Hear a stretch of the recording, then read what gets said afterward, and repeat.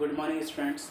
आज हम लोग बात करने वाले हैं एक और चैप्टर के बारे में जो आपका 10th बोर्ड के पॉइंट ऑफ व्यू से काफ़ी इंपॉर्टेंट है। और चैप्टर आपका है सर्कमफेरेंस एंड इट्स एरिया। अब क्वेश्चन जब आपसे पूछा जाएगा सर्कमफेरेंस और इट्स एरिया के बारे में तो पहले आपको पता होना चाहिए सर्कमफेरेंस होता क्या है। और जब भी हम सर्कमफेरेंस की बात करते हैं सर्कमफेरेंस किसकी होती है? सर्कमफेरेंस होती है सर्कल की। अब जैसे कि आपको पता ही है, जैसे कि आप लोग जानते ही हैं कि जब हम लोग बात करते हैं सर्कल की, जैसा आपका ये सर्कल है तो सर्कल में जो ये वाला जो पोर्शन होता है, जो इसकी बाउंड्री जो होती है, आप जो देख पा रहे हैं, जो बाउंड्री होती है उसको हम बोलते हैं सर्कमफेरेंस। Circumference of circle. जो सर्कमफेरेंस होती है सर्कल की वो होती है, और जिसको हम प्रेजेंट करते हैं फॉर्मूले के फॉर्म में 2πr। अब r क्या होता है? r होता है आपका रेडियस। रेडियस क्या होता है? उसके सेंटर से लेके उसके जो बाउंड्री है, जो सर्कमफेरेंस है, वहाँ का डिस्टेंस क्या होता है आपका? वहाँ वो आपका होता है रेडियस। और क्वेश्चन में ये जो होता है, मतलब जो इस सर्कल के सेंटर में जो होता है, जो आपका सर्कल का जो सेंटर पॉइंट है, इसको हम बोलते हैं सेंटर। क्लियर है आपको?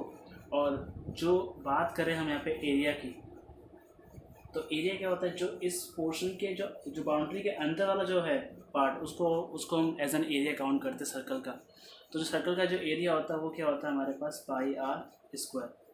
अब आपको ये तो पता है कि r क्या होता है? रेडियस होता है। और पाई क्या होती है? आपकी एक वैल्यू है जो कि क्या होता है आपका 22/7। तो जब भी आप क्वेश्चन सॉल्व करेंगे सर्कमफेरेंस एंड इट्स एरिया पे, तो आपको पहले उसके फॉर्मूलेस के बारे में और सर्कमफेरेंस और एरिया होता क्या है उसके बारे में पता होना चाहिए। देखिए, अगर सिंपल सी बात मैं कहूँ सर्कमफेरेंस और एरिया में डिफरेंस क्या है, तो जैसे सपोज जैसे आप देख रहे हैं कि यहाँ पे सर्कल है। सपोज आपके पास में एक फील्ड जो सर्कुलर शेप में है, और आप उसके चारों ओर बाउंड्री करना चाहते हैं, आप उसके चारों ओर बाड़ लगाना चाहते हैं, या आप उसके चारों ओर फेंसिंग करना चाह रहे हो, तो आपको उसका सर्कमफेरेंस पता होना चाहिए। तो इसलिए वहाँ पे हम सर्कमफेरेंस निकालते हैं, जो कि क्या होता है 2πr। और अगर सपोज अगर आप उस एरिया के अंदर कुछ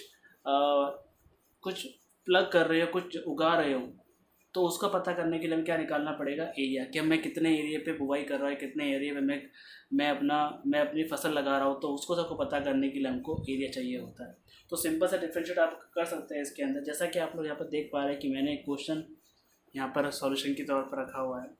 जैसा क्वेश्चन में आप देख पा रहे हैं, क्वेश्चन में लिखा हुआ है कि a scooter wheel makes 100 revolution in covering a distance of 88 metre, find the radius of the wheel. अब क्वेश्चन में आपसे ये बोला है कि आपके पास एक व्हील है, और व्हील कैसा होता है? सर्कुलर शेप में होता है।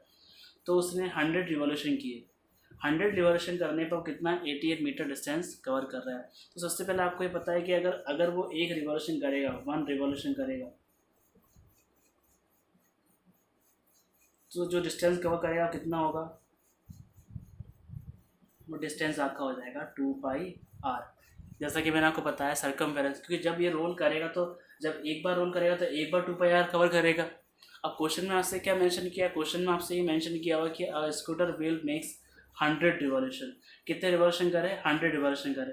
अब जब 100 रिवॉल्यूशन कर रहे हैं, तो मैंने क्या बताया आपको अभी थोड़ी देर पहले कि अगर एक रिवॉल्यूशन करेगा तो आपका 2πr डिस्टेंस कवर करेगा।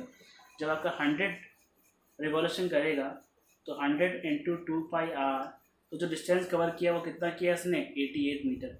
यानी कहने का मतलब है कि जब वो 100 बार रिवॉल्यूशन करेगा उस व्हील से, तो 88 मीटर डिस्टेंस कवर करेगा। और मैंने क्या कहा कि अगर एक बार रिवॉल्यूशन करेगा तो 2πr डिस्टेंस कवर करेगा। तो जब 100 बार ये घूमेगा 2πr के साथ में, 2πr क्या है? उसकी लेंथ है, आप उसको बोलते हैं सर्कमफेरेंस है उस व्हील की। तो जब 100 टाइम वो रिवॉल्यूशन करेगा तो इतना डिस्टेंस कवर करेगा। हमें क्या निकालना है? रेडियस निकालना है। तो यहाँ पे सिंपली मैं आप तो देख पा रहे हैं, मैंने लिखा है 100 × 2πr इक्वल्स टू कितना हो गया आपका? 88 मीटर हो गया।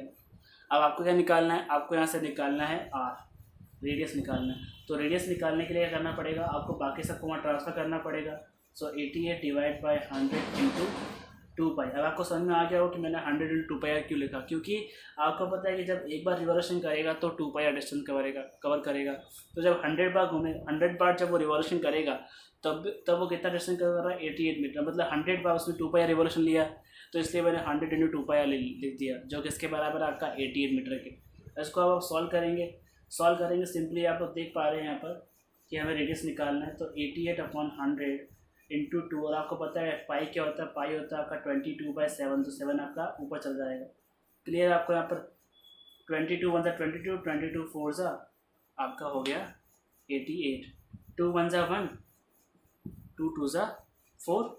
अब आपका ऊपर क्या रह गया, ऊपर रह गया आपका 2 × 7 और नीचे आपका रह गया 100, तो ये आपका हो गया 14/100, तो ये आपका होगा 0.14 मीटर, यानी रेडियस कितना हो गया आपका 0.14 मीटर।